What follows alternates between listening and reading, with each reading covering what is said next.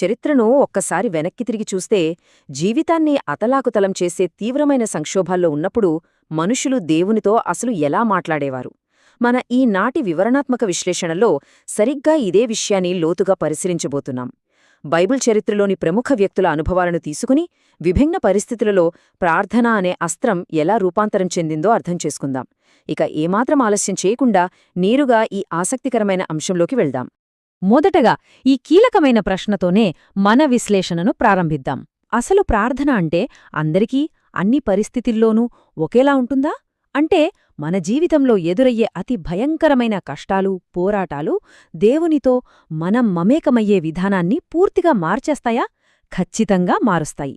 Bible చరిత్రలోని ముగ్గురు భిన్నమైన వ్యక్తుల జీవితాలు దీనికి అత్యుత్తమ ఉదాహరణలుగా నిలుస్తాయి. అయితే ఇక్కడ మనం అర్థం చేసుకోవాల్సిన ఒక ఆసక్తికరమైన భావన ఉంది. మూలాల ప్రకారం ప్రార్థన అనేది ఏదో అప్పుడప్పుడు చేసే పని కాదు. అది మనిషికి, దేవునికి మధ్య ఉండే ఒక స్థిరమైన, నిరంతర అనుసంధానం. ఒక చెట్టుకి, దాని కొమ్మలకి మధ్య ఉండే సహజమైన బంధం లాంటిదన్నమాట. కాని విచిత్రమేంటంటే, పరిస్థితులు మారినప్పుడల్లా ఈ బంధం వ్యక్తీకరించబడే రూపం కూడా పూర్తిగా మారిపోతూ ఉంటుంది. అదెలాగో ఇప్పుడు చూద్దాం. మొదటిగా హన్నా జీవితాన్ని చూద్దాం. ఆమె ఆవేదనంతా ఒక నిశ్శబ్ద పోరాటం. ఒక్కసారి హన్నా పరిస్థితిని ఊహించుకుందాం. ఒకవైపు పిల్లలు లేరనే భయంకరమైన బాధ. అప్పట్లో అదొక పెద్ద సామాజిక అవమానం కూడా. దానికి తోడు భర్త రెండవ భార్య అయిన పెనిన్నా ప్రతిరోజూ చేసే దారుణమైన అవహేళన. సరే, గుడారానికి వెళ్లి దేవునితో బాధ చెప్పుకుందామనుకుంటే అక్కడున్న ప్రధాన యాజకుడు ఏలీ కూడా ఆమెను చూసి తప్పుగా అపార్థం చేసుకున్నాడు. ఈ పరిణామాలన్నీ ఆమె మనసులో ఎంత చేదును, ఎంతటి మూగవేదనను నింపాయో మనం సులభంగానే అర్థం చేసుకోవచ్చు. మరి అంతటి తీవ్రమైన బాధలో ఆమె ఎలా ప్రార్థించిందో తెలుసా? మూలాలు దీనిని ఒక వినబడని విన్నపం అని పిలుస్తున్నాయి. తన లోపల బద్దలవుతున్న దుఃఖాన్ని మొత్తం కేవలం మనసులోనే కుమ్మరించేసింది. పెదవులు కదులుతున్నాయి కాని ఒక్క శబ్దం కూడా బయటకు రాలేదు. ఆమె సైలెంట్ ఆవేదన ఎంత తారాస్థాయికి చేరిందంటే సాక్షాత్తు ప్రధాన యాజకుడు సైతం ఆమె మద్యం మత్తులో ఉందేమో అనుకున్నాడు. ఇది నిజంగా అత్యంత స్వచ్ఛమైన కాని పూర్తిగా నిశ్శబ్దమైన ప్రార్థనకు ఒక చక్కటి ఉదాహరణ. ఇక్కడ మనం ఒక ఆశ్చర్యకరమైన మార్పును గమనించవచ్చు. దేవుని గుడారంలో చేదు కన్నీళ్లతో, మాటలు కూడా రాని స్థితిలో కుమిలిపోయిన అదే హన్నా దేవుని నుండి సమాధానం వచ్చాక ఎలా మారిపోయిందో చూశారా? ఎంతో సంతోషంతో, చాలా బిగ్గరగా ఒక అద్భుతమైన ప్రవచనాత్మక స్తుతిగీతం పాడింది. ఆ తీవ్రమైన ఆవేదన, దైలుక జోక్యంతో ఒక గొప్ప ప్రవచనాత్మక ఆనందంగా ఎలా రూపాంతరం చెందిందో ఈ సంఘటన మనకు కళ్లకు కట్టినట్లు చూపిస్తుంది. ఆ నిశ్శబ్ద ఆవేదనకు దేవుడిచ్చిన అద్భుతమైన బహుమతే ఒక కుమారుడి జననం. ఆ కుమారుడే సమూయేలు. విశేషమేంటంటే ఆ బిడ్డ పుట్టాక ఆమె తన మాట నిలబెట్టుకుంటూ ఆ బాలుడిని తిరిగి దేవుని సేవకే అంకితం చేసింది.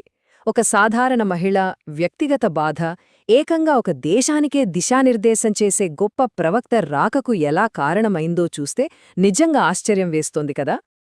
ఇప్పుడు రెండవ వ్యక్తి ఏలియా జీవితంలోకి వెళ్దాం. ఆయన ఎదుర్కొన్నవి అటు బహిరంగ మరియు ఇటు వ్యక్తిగత సంక్షోభాలు. హన్నా పోరాటం పూర్తిగా వ్యక్తిగతమైనది. కాని ఏలియా పరిస్థితి వేరు. ఒకవైపు భయంకరమైన జాతీయ మత భ్రష్టత్వం, మరోవైపు ప్రాణభయంతో కూడిన సొంత విషాదం మధ్య ఆయన జీవితం ఊగిసలాడింది. ఈ కాలక్రమం ఒకసారి చూడండి. ఇస్రాయేల్లో ఏకంగా 3 సంవత్సరాల పాటు భయంకరమైన కరువు, ఆ తర్వాత ఒక్కరోజులో కర్మెలు పర్వతం మీద ఒక చారిత్రాత్మక ఘర్షణ. అంతలోనే యెజెబెలు రాణి చంపేస్తానని బెదిరించడం, ప్రాణభయంతో ఆయన పారిపోవడం, ఆపై 40 రోజులపాటు పూర్తి నిరాశతో ఒంటరిగా ఒక గుహకు ప్రయాణం. పరిస్థితులు ఎంత వేగంగా, ఎంత తీవ్రంగా తలక్రిందులయ్యాయో గమనించారా? ఈ ఒడిదుడుకులతో కూడిన పరిస్థితులకు తగ్గట్టుగానే ఆయన ప్రార్థన కూడా సమూలంగా మారిపోయింది. ఒకవైపు కర్మెలు పర్వతం మీద 450 మంది బయోలు ప్రవక్తల ముందు నిలబడి ఏలియా చేసిన ప్రార్థన ఎంతో బిగ్గరగా, ధైర్యంతో కూడుకున్నది. కాని ఆ వెంటనే అరణ్యంలోని గుహలో ప్రాణభయంతో దాక్కున్నప్పుడు ఇక నా వల్ల కాదు, నా ప్రాణం తీసుకోవంటూ ఎంతో నిరాశతో ప్రార్థించాడు. బహిరంగ వేదిక మీద అంత శక్తివంతమైన ప్రవక్తగా కనిపించిన వ్యక్తి ఒంటరిగా ఉన్నప్పుడు ఒక సామాన్య మానవుడిలా ఎంతగా కృంగిపోయాడో దీనిబట్టి మనం స్పష్టంగా అర్థం చేసుకోవచ్చు. అయితే కర్మెలు పర్వతం మీద ఆయన చేసిన ఆ బహిరంగ ప్రార్థనకు వచ్చిన సమాధానం మాత్రం చరిత్రలో ఎప్పుడికీ నిలిచిపోతుంది. పీకల్లోతు నీళ్లలో తడిసిపోయిన బలిపీఠాన్ని పూర్తిగా దహించివేయటానికి ఏకంగా ఆకాశం నుండే అగ్ని దిగి వచ్చింది. అసలు ఇలాంటిదెవరైనా ఊహించగలరా? ఇది బయలుదేవుడి కంటే దేవుని శక్తి ఎంత గొప్పదో ఇశ్రాయేలు ప్రజలందరి ముందు ప్రత్యక్షంగా నిరూపించింది. కాని అదే ఏలియా గుహలో విపరీతమైన నిరాశలో ఉన్నప్పుడు దైవిక ప్రతిస్పందన ఎలా ఉందో గమనించారా? ఈసారి ఆకాశం నుండి అగ్ని రాలేదు, భూకంపం రాలేదు, బలమైన గాలి కూడా రాలేదు. మూలాలు చెబుతున్నది ఏంటంటే దేవుడు ఒక సన్నని నిశ్శబ్దపు స్వరం ద్వారా, అంటే ఎంతో సున్నితంగా ఏలియాతో మాట్లాడాడు. ఆ భయానకమైన వాతావరణంలో ఒక చిన్నపాటి ఓదార్పునిచ్చే నిశ్శబ్దం ద్వారా దేవుడు తన ఉనికిని చాటుకున్నాడు. దైవిక సమాధానాలు ఎప్పుడూ మనమూహించే అద్భుతమైన రూపంలోనే రావు అని చెప్పడానికి ఇదొక గొప్ప నిదర్శనం. ఇక మూడవ వ్యక్తి దానియేలు. ఈయన ప్రార్థన ఎంతో హృదయపూర్వకమైన మరియు బాధ్యతాయుతమైన విన్నపం. దానియేలు ప్రాతినిధ్యం వహించే పోరాటం మునుపటి ఇద్దరికంటే చాలా భిన్నమైనది. అసలాయన వ్యక్తిగతంగా ఏ తప్పూ చెయ్యలేదు. అయినా సరే ఒక బందీగా ఉన్న పాపభరితమైన దేశం మొత్తానికి సంబంధించిన భారాన్ని తన సొంత భుజాలమీద వేసుకున్నాడు. దేవునికి ఆ ప్రవాసంలో ఉన్న దేశానికి మధ్య ఎంత దూరం పెరిగిపోయిందో గుర్తించి ఆ ప్రజల సామూహిక అపరాధాన్ని తనదిగా అంగీకరించాడు. ఇక్కడ మనం ప్రత్యేకంగా గమనించాల్సిన అంశమేంటంటే దానియేల్ ప్రార్థనలోని అద్భుతమైన నిర్మాణం. ఇది కేవలం భావోద్వేగాలను గుడ్డిగా బయటపెట్టడం కాదు, చాలా క్రమబద్ధంగా ఉంటుంది. మొదట దేవుణ్ణి ప్రభువుగా సంబోధించి ఆయన గొప్పతనాన్ని స్తుతించాడు. ఆ తర్వాత ఎలాంటి సాకులు వెదకకుండా జాతీయ పాపాలను చాలా స్పష్టంగా ఒప్పుకుని క్షమాపణ అడిగాడు. చివరగా ఆ ప్రజల కోసం ఇప్పుడే వెంటనే చర్య తీసుకోవాలని ప్రాధేయపడ్డాడు. ఒక నిజమైన నాయకుడు చేసే ప్రార్థనకు ఇదొక ఆదర్శమని చెప్పొచ్చు. మరి సుదీర్ఘమైన హృదయపూర్వకమైన విన్నపానికి దేవుడిచ్చిన సమాధానమేంటో తెలుసా? 70 అనే ఈ అద్భుతమైన సంఖ్య. దానియేలు వేడుకోలకు ప్రతిస్పందనగా 70 వారాలకు సంబంధించిన ఒక కళ్ళు చెదిరే మెస్సియా ప్రవచనం వెల్లడైంది.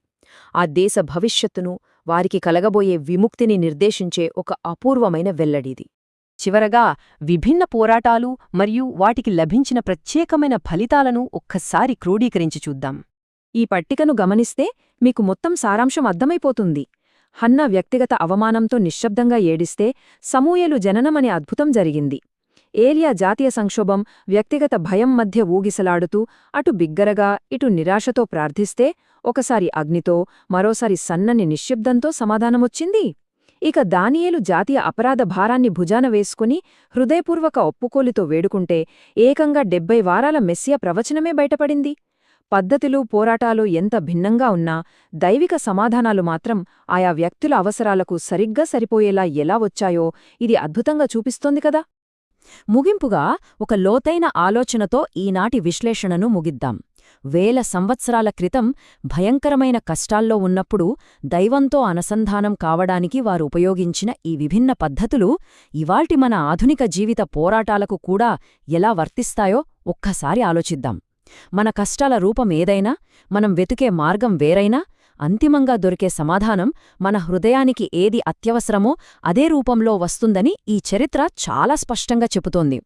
మరి మన జీవితాల్లో ఎదురయ్యే తుఫానుల్లో ఆ సన్నని నిశ్శబ్ద స్వరాన్నిగాని లేదా ఆ దైవిక అగ్నినిగాని మనం గుర్తించగలుగుతున్నామా?